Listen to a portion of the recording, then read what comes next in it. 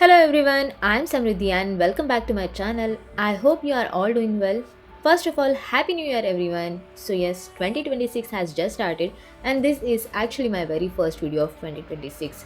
So today's video is something very special. I am going to unbox and paint an embossed painting kit of a Lord Ganesha. As we all know, Lord Ganesha is the symbol of a wisdom, positivity and new beginnings. So I thought this would be the perfect artwork to start with. First we have a paintbrush. Brush is of a decent quality and is suitable for fine detailing. Next we have acrylic colors. The color shades are vibrant and look perfect for this artwork. We have mix of bright and soft colors. Next we have the color palette and the embossed Ganesha printed cloth. The embossing is done really well and all the details of the Lord Ganesha looks very clear and beautiful. Now I am using the hot iron backside of the velvet design cloth to get that emboss effect. You can see the raised outlines here, which makes it very easy to paint. If you enjoy art, painting or creative videos, then don't forget to subscribe to my channel and stay till the end. Let's get started.